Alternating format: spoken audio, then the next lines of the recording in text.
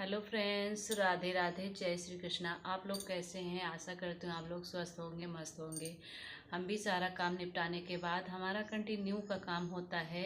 Friend, किसी दिन बउआ की जो है मालिश थेरेपी नहीं करते हैं, बाकी कंटिन्यू करना पड़ता है, क्योंकि मैं भी चाहती हूँ कि आपके सामने ये ऐसा है, दिख रहा है। और इसके पीछे हमने बहुत ज़्यादा संघर्ष किया, बहुत भाग दौड़ की और बहुत अशब्द सुने। जिन लोगों की कोई औकात नहीं थी, वो लोग बात कहने की, वो लोग मुझे लात तक का मारा है। मतलब इतना इतना संघर्ष इस बच्चे के पीछे मैंने किया और आज कर भी रहे हैं। तो जो कुछ होता है फ्रेंड, आप सबके बीच में शेयर इसीलिए लेट जैसे शेयर करना चाहती हूँ। तो बाबू को मालिश करते हुए हम आपसे बातें कुछ करेंगे। तो फ्रेंड, बाबू जब बीमार हुआ था तो इसको दिमागी बुखार हुआ है और उसी के कारण, ये 1 साल का था, उसी कारण इसकी याददाश्त सब चली गई थी। कुछ भी नहीं था, मानो कोमा में था और कुछ भी इसको न किसी को पहचाना, आप समझ सकते हैं। वही हालत इसकी हो गई थी। इसके पीछे आप समझ सकते हैं कि अगर एक बच्चे की हालत इस तरह हो जाए तो उस माँ की हालत क्या होती है। और उस हालत में उस माँ बच्चे को संभालना, मतलब बच्चे की तो नाजुक हालत होती है, लेकिन उससे नाजुक हालत माँ की हो जाती है। लेकिन कोई नहीं समझता है, लेकिन जो समझता है सिर्फ भगवान के रूप होते हैं, वही समझते हैं। तो यही चीज़ मेरे साथ भी हुआ है फ्रेंड।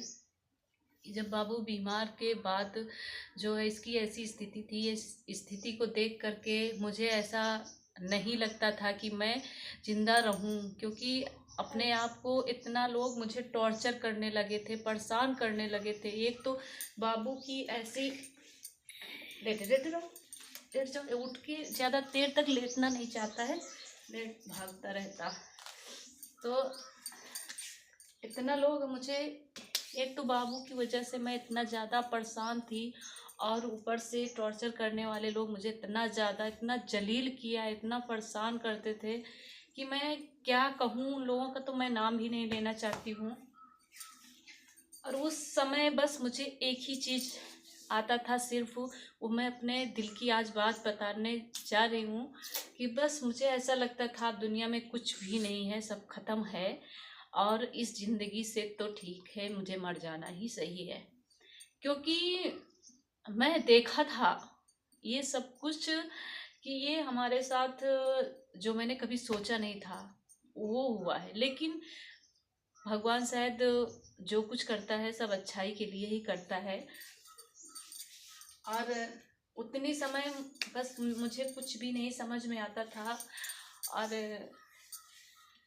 फिर एक बार ये सुसाइड करने का मुझे पता कि मैं यही कर लूँ, यही हमारे लिए बेहतर है। तो वो चीज़ मेरे भाई को जब पता चला तो उसने मुझसे कहा, ये सुसाइड करना सब कुछ अच्छी बात नहीं होती है, ठीक है, ज़िंदगी जीना होता है। और ज़िंदगी किस मोड़ पे लाए और किस लोगों का मुखौटा असली लाके तुम्हारे सामने, शायद कोई असली मुखौटा प्रभु चाहता हो जिस पे तुम विश्वास करती हो, वो जो है कि शायद किस रूप में है तुम उसको पहचान नहीं पा रही हो। शायद तुम्हारे सामने कंकड़ या तुम्हें ठोकर लगा है, इतनी जरूर है। मैं मानता हूँ कि तुम्हारे, जब भाई मेरा समझाने लगा, मैं मानता हूँ तुम्हारे ऊपर आज इतना बहुत बड़ा पहाड़ टूट पड़ा है बहन, लेकिन आपको समझने का समय है। आप अपने आप को ऐसा नहीं ख़त्म कर सकती हैं। फिर उसने कहा कि आपको मैं कैसे विश्वास करूं। उसने बहुत ज़्यादा परेशान था कि बताओ, मतलब इतने समय हमें भी कुछ समझ में नहीं आ रहा था मैं क्या करूं क्या न करूं। फिर भाई उसने अपनी सौगंध खवाई कि हमारी सौगंध पहले खाओ, तुम ऐसा कुछ नहीं करोगे। हमने कहा ठीक है भाई, मैं तेरी सौगंध खाती हूँ, मैं कभी ऐसा नहीं करूँगा। तो उसने कहा, भगवान तुझे 2 हाथ 2 पैर आंखें दी है और मेहनत कर, आगे बढ़ और ये तो होता रहेगा, एक दिन बाबू ठीक होगा। मैं और उस प्रेजेंट टाइम पे संभालने वाला मुझे और मेरे बेटे को, मेरे माँ और पिता, भाई और बहन, इन्होंने मुझे संभाला और बच्चे को संभाला। क्योंकि उतनी समय मेरी स्थिति बहुत ख़राब हो गई थी और मुझे ऐसा हार्ट से प्रॉब्लम भी हो गया था। कभी कदार मैं टेंशन से बेहोश भी हो जाती थी, मुझे कुछ नहीं पता चलता था मैं हमको ये सब कैसे हुआ। तो उतनी समय मेरे भाई ही मुझे संभाले उस स्थिति में। तो आज फ्रेंड, मैं नहीं कहना चाहती हूँ कि मैंने बहुत कुछ झेला है और इस बेटे की वजह से मैंने बहुत कुछ देख चुकी हूँ। क्योंकि जो स्थिति आई है उस स्थिति मुझे कौन संभाला, इतनी ये स्थिति मैं तो कहती हूँ किसी माँ के सामने, किसी के सामने मैंने जो दर्द देखे हैं, जो दुख देखे हैं, जो मैंने जो चीज चीज कांटों पे मैंने चली, और लोग इतना ज़्यादा मुझे जलील किया, इतना परेशान किया, इतना अपनी बातों से मुझे एकदम समझो मार दिया। मैं बाहर से तो जिंदा थी लेकिन अंदर से मर चुकी थी, कुछ भी नहीं था। लेकिन फ्रेंड, ऊपर वाले की कृपा है और ये जो सबकी दुआएं हैं, ये आज मेरे सामने ये ऐसा बेटा है। और आज भी मेहनत करती हूँ, बस इतना चाहती हूँ कि एक खुद अपने पैर पे खड़ा होके, मतलब एक खुद अपने पेट के लिए रोटी कमा सके, किसी के टुकड़े पे न पले। क्योंकि मैंने जो चीज़ देखे हैं ना, मैंने खुद इतना किया, करने के बावजूद मुझे एक कैसा आदर मिला, कैसा सम्मान मिला, कैसा मर्यादा मिली, वो सब कुछ मैंने देखा। वो आज ऐसे ये स्थिति में है, मेरा बेटा है, तो लोग इसे किस तरीके से इसे टुकड़ा देंगे।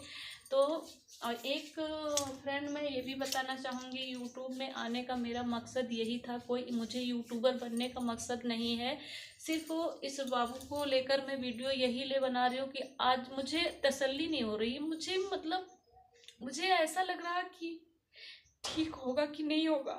आपसे आज बता रहे हैं, सच में मैं किसी से नहीं कह पाती।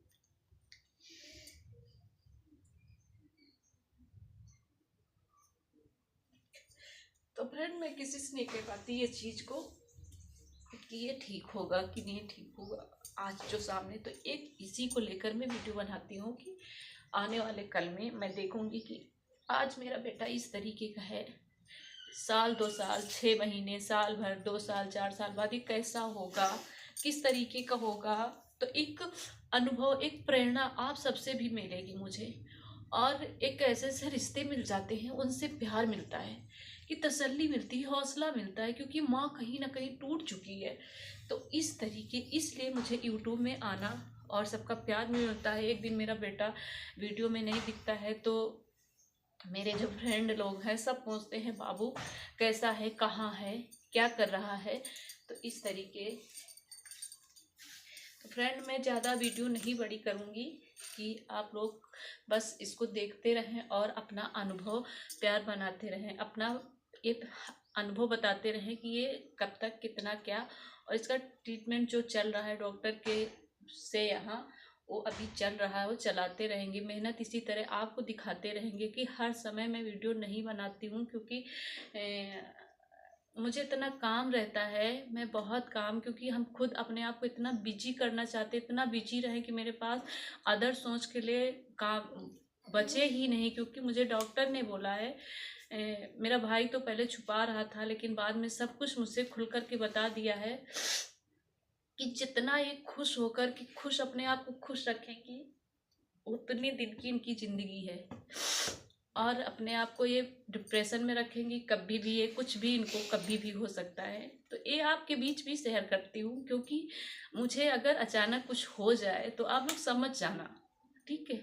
तो ये सब चीज़ें हैं, तो सबका सहारा, आप सबका प्यार। तो मैं अपने आप को खुद खुश रखना चाहती हूँ और एनी टाइम बिजी रखती हूँ कि मेरे पास कोई ऐसे फर्जी सोचने के लिए, फर्जी काम के लिए, फर्जी समय मेरे पास बिल्कुल ना रहे। तो इसीलिए मैं अपने आप को बहुत ज़्यादा बिजी रखती हूँ। तो पूरा काम निपटाने के बाद बाबू को तेल मालिश करती हूँ। और इतने समय बाबू को स्कूल में नहीं लेके जा पा रही हूँ क्योंकि मुझे बहुत काम रहता है। सिलाई करती हूँ कि अब इसको तेल मालिश करने के बाद खिला पिला करके एक खेलेगा और हम अपना सिलाई करेंगे, पूरा समय सिलाई करेंगे। तो इतना ही। अब ब्लॉग को हम यहीं एंड करेंगे क्योंकि ज़्यादा बड़ा नहीं करेंगे। अगर अच्छा लगे तो अपना राय ज़रूर मुझे बताते रहना। राधे राधे, जय श्री कृष्णा आप सभी को।